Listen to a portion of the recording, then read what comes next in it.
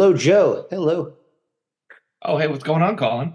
Nothing. Welcome to my show, episode three, The Colin O'Reilly Show? the Colin O'Reilly Show. But yeah, I wanted to have you on to talk about UFOs, AI. There's a writer strike going on right now. You're a screenwriter. I've seen you on the picket lines on your Instagram posts. You're right in the thick of it. I thought you'd be a great guest to have on. Um, uh, I guess, yeah, let's start with AI. What's going on in Hollywood? You guys are on strike. AI's taking over. Writers hate it. Writers hate it. It's interesting. It's interesting to talk about it taking over because it's something that I think if you can try, you've been able to avoid thinking or using it or talking about it for the past couple of years, but it seems like the past couple months, it's been unavoidable. And there's a certain type of person that's fascinated with AI. And I think it's almost those contrarian creatives, I guess, is I think people want to be like, I can create, I can make things just as good as the things that I like with AI. It's almost feels like it's a cheat or it's a tool or whatever it is. And there's no denying that it's a tool. There's no denying that it offers some value. And now it's up to artists and, well, really everybody to decide how it's going to fit in their life. And yes, I have been reluctant to embrace it, but I think I understand it in this realm where to me, it's like how you use Google and how you use all sorts of technology, how you use algorithms, and all of it's helpful. I think when people think of it as a replacement, like it's like we're gonna lose our job to AI. Um, Obviously that's scary, but I also think that it's hyperbolic to a degree because it really depends on what you want out of entertainment, what you want out of art. And I don't think that people are seeking the things that I seek out. I don't think those things can be replaced by AI, which is like I love comedy, right? And when I'm looking for a story or entertainment, I'm looking for it to have a soul, to have a perspective, to come from somewhere. And at the very, as if you take anything that AI can make, at the very like just the bottom of it, like the root, the major just inspiration point is going to be synthetic. And when you see, especially conservatives talk about, oh, look at this, I asked them to write a sitcom, writers are toast, and whatever it is, people get defensive, and you read it, and it's like they're if to me it kind of feels like karaoke right now. Like a lot of the writing is it's good. It feels like a Wikipedia entry. It feels like something that is impressive because the AI can do it so quickly, and it feels like, oh, maybe a human's talking. But a lot of people are talking about it in the sense of, oh, in 5 years, what's it going to be? And that's one thing I want to talk to you about because I know you're a guy that does champion AI, and I think the Chat GPT has now become the talking point, and it's not going away anytime soon. It seems like we're going to be talking about this for the next 5, 10 years, and it's going to control people's conversations. And I guess the long-winded answer to your question is I'm conflicted about it, but I don't think that it's going to do the things that people are worried about, which is I don't think it's going to be creating amazing ideas. Like it's not going to replace Charlie Kaufman. Like I don't think it's going to replace Paul Thomas Anderson. Is because the reason why people like brilliant auteurs is because they are interesting and have something to share with the world. Now, is it going to replace, you know, um, some kind of genre thing that, can they write a Hallmark movie? Okay, maybe.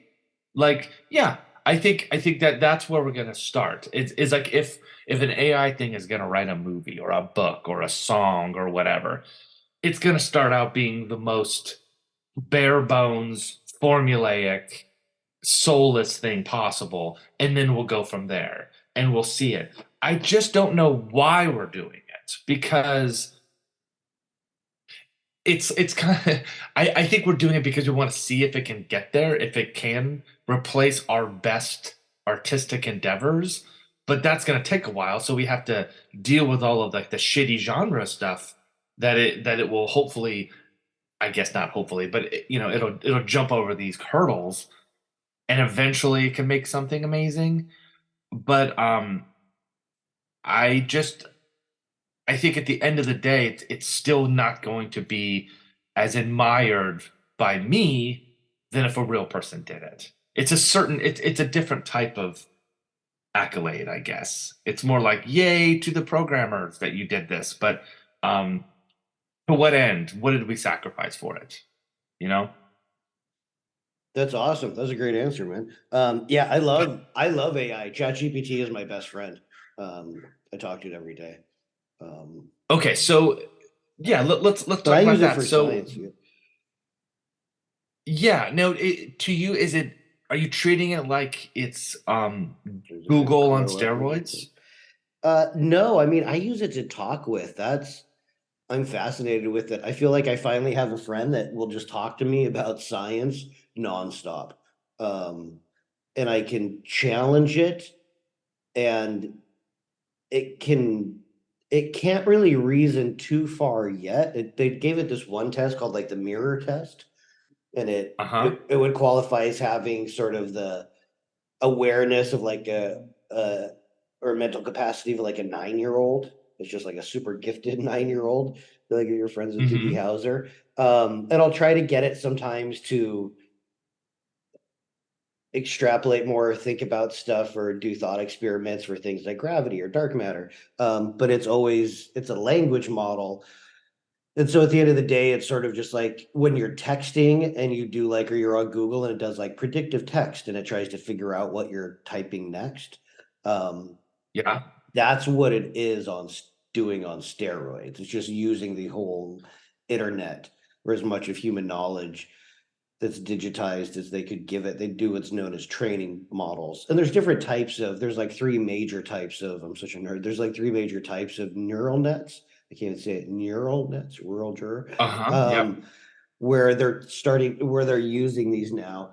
And yeah, I've been fascinated by computers since I was really, really young. My earliest memories were I my best friend growing up when I was really young, this kid lived next door to me named Lloyd, and he was like my age when I was like 3, 4, 5, and his older brother was obsessed with Apple computers. This was like 1980, 1981, and he would just Yeah. constantly tell us about this guy named Steve Jobs, uh, and show us computers, and I would, we'd write on DOS or whatever, so nerdy. But so I've just been fascinated by it, and you're right. The last couple of months, it has really hit the public discourse and marketplace. It's really changing things. It's the most quickly adopted software in history. I think it hit like 1 million users in just like a month. I mean, it's like 10 times Well, yeah, because it what came Google out in is or November. Facebook was. Yeah, the end of November 2022, which was Yeah. Chat GPT. So, in case people, I'm sure everybody knows what it stands for, but I had to look it up. Is the GPT is generative pre-trained transformer, Yes. and what that has done is it really allows people to get comfortable with it.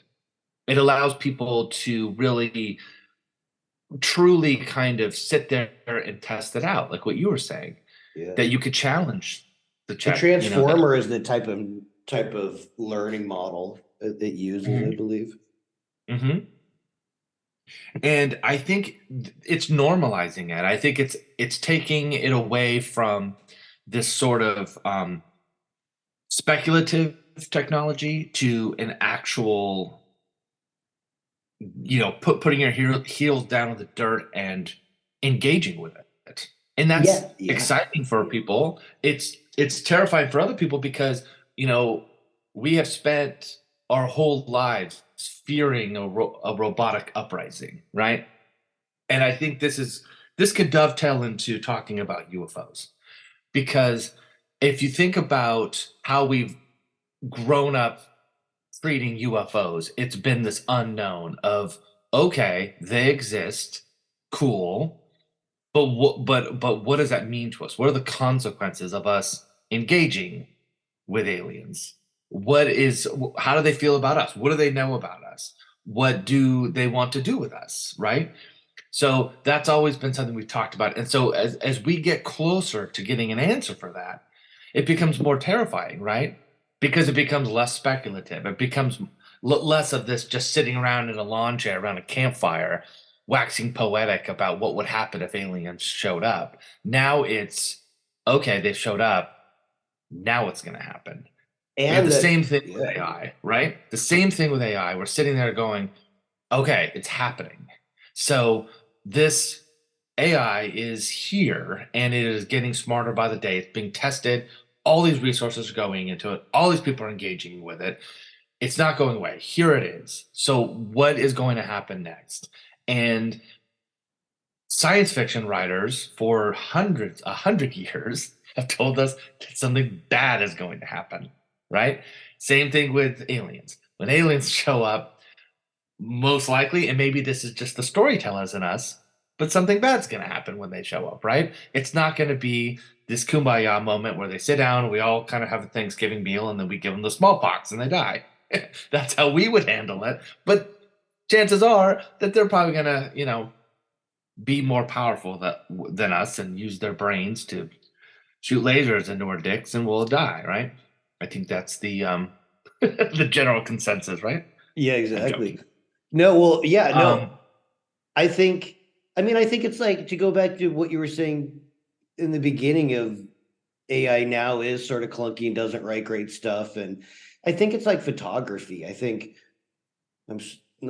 not that I'm so old that I remember when photography came out almost, but when I read about it, when it did, it was the same sort of issues. Artists were freaking out because up until that time, it had just been painting and drawing for art.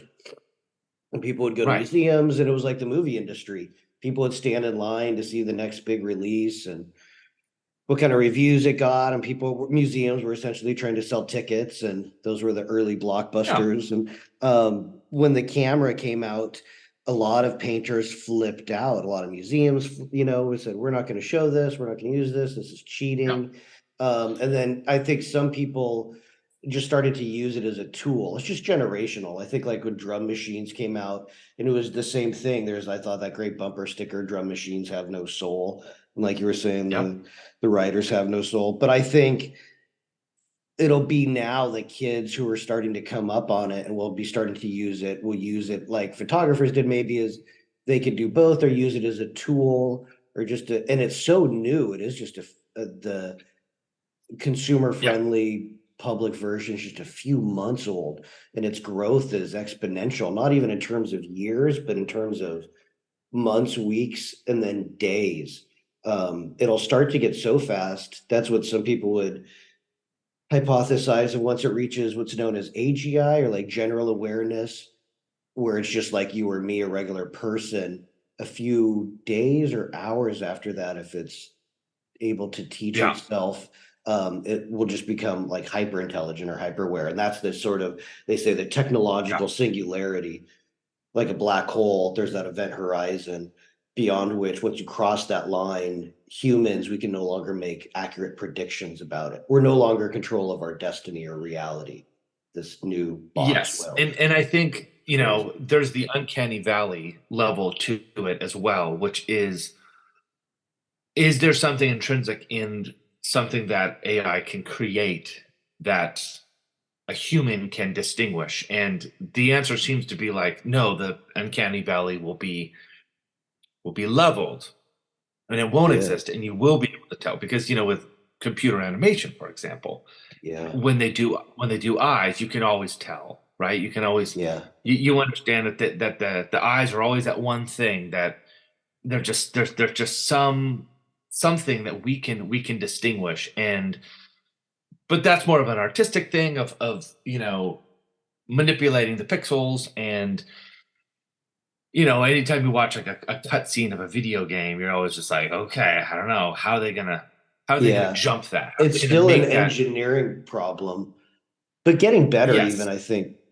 like The Last of it Us is is it pretty is good. getting better, but it's very interesting that anytime you want to circumvent it, what they do is they change the eyes and they make the eyes a little bit bigger. And if the eyes are 15 to 20% bigger than a normal human eye, the our eyes, our brain can accept it.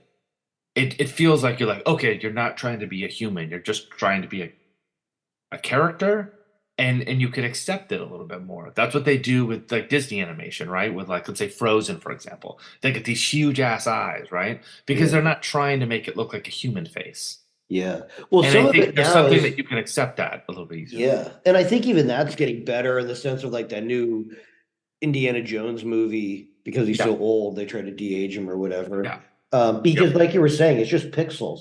And that's what some people argue I'm fascinated by with AI writing, of some people say, well, books and literature is just this is such a nerdy mathematical way of looking at it, but they say, well, books and literature are just combinations of letters.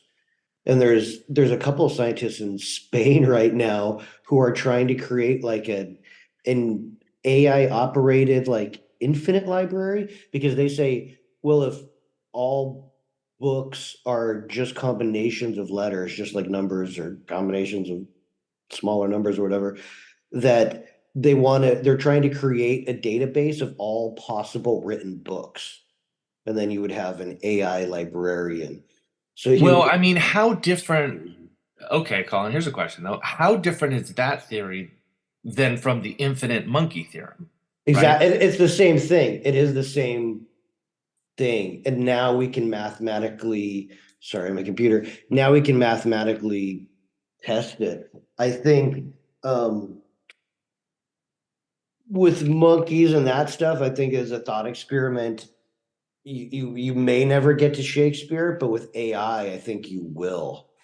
Um, I think even now online, there's kids who have, are doing fan fiction. It's like, Star Trek and Harry Potter. But you can see why the Writers Guild is so concerned, because Yes. in a year, it's going to be orders of magnitude better than it is now. And in Well, two, and also one thing that I think is becoming a sticking point that's going to happen more with SAG, and the way I understand it, that SAG can't actually strike because they have it within the bylaws, or with the laws of how it's set up, that they actually are contractually obligated to go to work if they have a contract, rather than striking like the Writers Guild can. But anyways, one of the sticking points that I found with actors is studios can make it in the contract that they own your voice, right? Like what they did to like James yes, Earl Jones, for example. yeah, they own your likeness, yes, and They your own their likeness. So what they can do is they can just have you say a couple things, they have your voice, and then they don't need to hire you again, because then they can just use AI to make performances from you yes, for the rest of time. yes, So okay, so that's a problem, and yes, that's going to be an issue moving forward, because um, are actors then going to be thrown in are these humans going to be thrown in this kind of disposable pile? Are we going to be yes, thinking like, we don't need Tom Cruise anymore, we don't need correct, yeah, all these people, that they're we've used them enough, and then now the computers have taken over? So yes. I I think think that is the future. Yeah.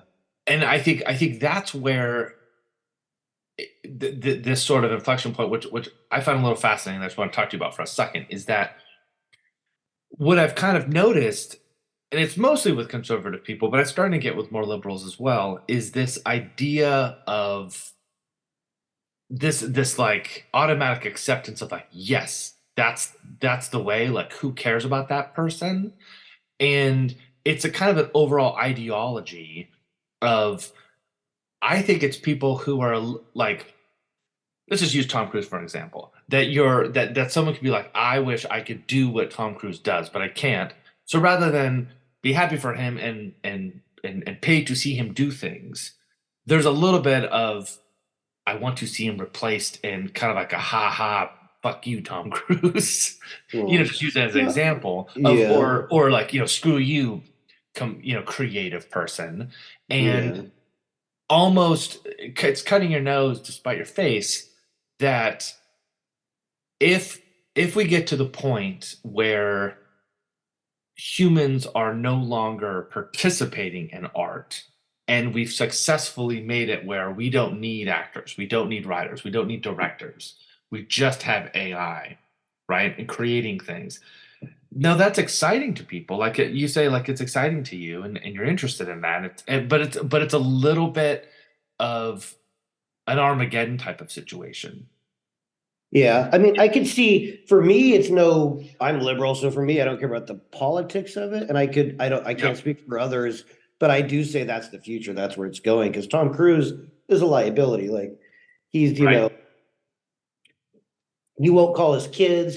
He's into like weird Scientology stuff. Like there's Of just, course, but see, and I know where you're going with this, but that's why we talk about him because he's human and has flaws, and there's things that you can complain about and you could talk about. well, When I people think are at our work and consider generation work, does, but I think the kid, in the future, I think art just never moves backwards. I think in America, in a capitalist society, and what makes America so dynamic is it always goes forward like a rocket. Um, and it's yes, just but I movie think you stars gotta are as a concept are not is not a thing anymore with kids. Now it's influencers and the internet. right, but I think at the end of the day, though, what we're interested in is the human experience, and I think What you're all interested in us, our generation, I think, but I think kids, no. I think it's Mario is their Tom Cruise. right. It's video games. They don't, it's just different. And I think that's with the strike, the Writers Guild is gonna I managed writers for a long time. I love writers, but I think they're doing it all wrong and they're gonna strike themselves out of existence. It reminds me of when there was the elevator operators. And I think it was after World War II or World War One or two, one of the world wars. Um, and there was a big deal, because it was like pumping your own gas. There was like you have a guy and he operates your elevator, and people Hmm. were like, I don't want to do that. That's just weird. Just someone else do it. And they're like, you need a human here. Just it can't all be machines. And then they went on strike and they were like, we got this, like everyone's gonna need us. And then everyone slowly was like, fine, we'll just learn to do it ourselves. And that just sort of they struck themselves out of existence. Everyone was like, right, we don't need this. And with the Writers Guild, I think when I heard that number, when they said there's 12,000 of us, and the people said there's 12,000 writers, it's like I think in the scheme of a global economy, that's not very many people. That's a Yeah. very niche trade. And the studios have all the power, they have all the leverage. They'll just go for years. They have so much content. They're just Hmm. like, we'll give the world time to catch up.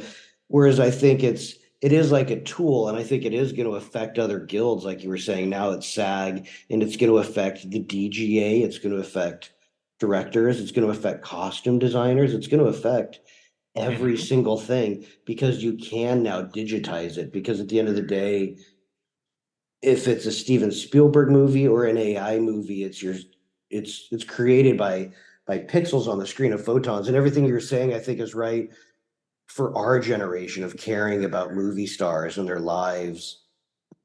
But I think Well, that's just different. The PR of it is like, I don't know anything about it, but I think, or young yeah, but it's kids don't buy those magazines. When you go up front now at the checkout, it's just there's not the Inquirer there anymore. I yeah, think but you know who my kid cares about is Mr. Beast, right?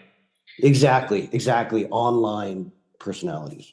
Sure, yeah, and I think that makes sense, but he's still like influencers have definitely I guess taking the place of some movie stars or actors, and that totally makes sense. You talk about, you Yes, see those things about what kids want to be when they get older, and it used to be they wanted to be a baseball player or a rock star or a doctor or lawyer or whatever. And now the overall 100% number one with a bullet is YouTube influencer, right? exactly. What they And see, their that's what they numbers know. dwarf Tom Cruise. I mean, some of these people are getting just billions of impressions, and they have a global audience, Yeah. and they're And still so new. yeah, and I think one type of TV that's kind of is always going to be around is like versions of reality TV, right? And a lot of people Yeah. think, oh, reality TV came out, in like the late 90s. And it's like, no, it's been around for way longer than that. Because when TV first came out, such a huge part of it was like variety shows. Yes. Yeah, it And was you had based off like like the vaudeville. yeah, and even with in the 50s when you had just Ed Sullivan and you had all of these things, then later you had the Smothers Brothers and stuff like that. It was just people on TV with a microphone, singing songs, doing sketches, whatever it was. And I Yeah. think people just wanted to get to know other humans. And if that comes through YouTube, it comes through something. I definitely think that's something that's still going to be sought after. I think art is definitely going to be evolve and change, and AI is going to make it change. I think COVID really changed a lot about how we engage with art. I think Yeah. you know going to the movie theater. I think that was like a huge thing because we know less people have been going to movie theaters. We know kids aren't going to the movies as much, right? Or if it's for an event like a Marvel thing or whatever. And so that was already laid down, but one thing I think is interesting is comedy. Comedy Yeah. used to be a thing like in 2004. Meet the Parents did huge numbers as R-rated comedies in the late aughts. You got like Old School, all these things were huge. The Hangover happened, and then something happened like around Trump, I think, is that people didn't want to see R-rated comedies. People don't want to make them. They don't make them, and they don't push them out in the movie theaters as much. I mean, it's kind of I think also because internationally the they don't international. travel well Yep, they because the don't travel morals are well different. for sure. And but people are, I think, bristle at the idea of comedy. They just don't like it. They kind of, Yeah, I think punk rock I is think like the people new or accepted it. stand up is the new punk rock. It's Yeah, because I think you have to get it. And if you don't get it, you and feel like yeah. you're on the outside. And if you're on the outside, then you get mad. And And so, it's not legal in a lot of countries. It's still a big yeah. deal and authoritarian. You can't just do stand up in Russia or China. And They don't have stand up clubs. getting back to what you care about. Do you think aliens like comedy, So Colin? you say, yeah, we haven't talked about UFOs. They do. They do. They're supposedly scientifically in a lot of the data, they're known as showing a sense of humor. I mean, there's so many, I think the universe is big. And so Yes. So there's lots of I different want to kinds talk of about. aliens. Yeah, we only Oh, have 6 minutes left. okay, That's I why I'm want to talk saying, about is it Kirsten Gillibrand? yeah, Senator Gillibrand from New York. Yes, and so she wants to bolster the UFOs office, the budget, right? And She so has been working. It's really cool. It's one of the only bipartisan issues currently in DC.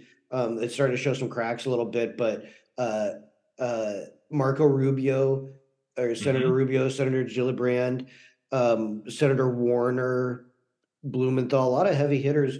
People have been in the Senate for a long time, had got together a year or so ago, and they pushed the Pentagon to form a public office known as AARO or AARO, an aerial anomaly resolution office, fancy word for investigating UFOs. Okay, Um, I have a quick question for you. yeah, How can you, Colin O'Reilly, discern between what you feel like is surveillance from another country, like a surveillance balloon, yeah, versus a UFO that is from, aliens? sure. Basic physics, I think, a technology is if it's a drone, drones aren't that advanced. A drone is using sort of rudimentary battery technology, like your car. It can only fly for for a certain amount of time. Like a jet fighter, like a Top Gun, those things fly for like a half hour, an hour. You're just burning fuel. It takes a lot of energy to keep something in the air, to keep it going fast, and to keep it going long distances. And so a lot of these things, if they were probes, that just would not make sense. It would indicate breakthroughs in battery and aerodynamics and propulsion, of which now where there's conflicts in the world, they would be happening in a different way because these countries would have different technology. Sort of like we did in the first Gulf War, and it was like we can put a missile through a window or whatever. That was like a big thing. Where some of these drones, they'll be seen hovering for days at a time or weeks, and then take off at speeds going up to, I think the fastest one was clocked at 145,000 miles an hour. And also when they go fast, once you go over the speed of sound, which is like 700 miles an hour, you make a sonic boom because the air is collapsing behind you.